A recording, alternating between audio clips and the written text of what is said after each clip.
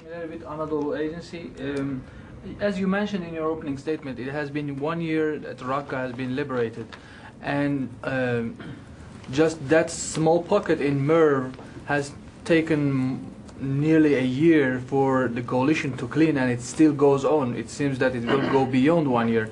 How could you call this, or do you call this a success, or is there a stall?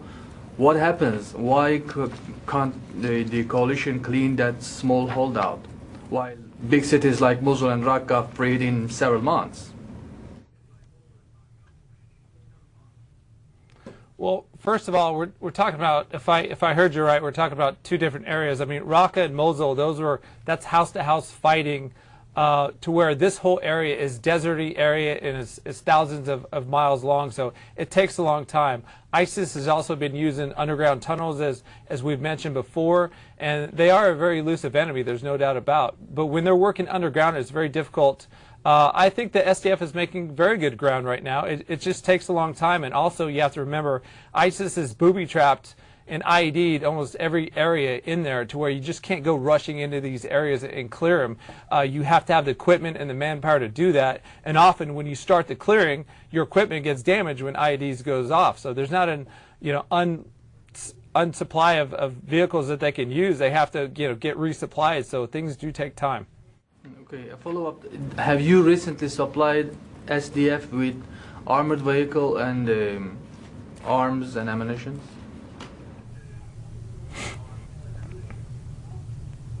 Well, I won't go into details on what we supply them, but yes, they have the ample ammunition right now, and when they ask for something, we are usually able to deliver it. Again, the whole presence of us being here is the enduring defeat of ISIS, and that's what we're trying to do. If I may, just a quick follow-up on my famous question on Manbij. The training has started just last week, and then it was supposed to take just 1 week for the trainers, of course. Can you update us what's going on with the training about Manbij? Yeah, I'm not sure who told you 1 week, because it was never 1 week.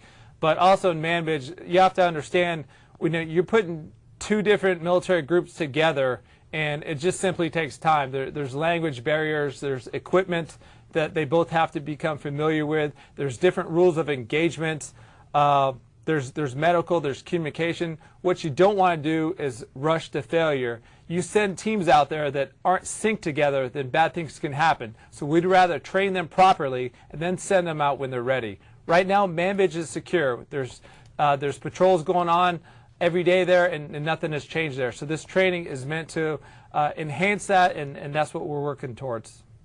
Thank you. Lori.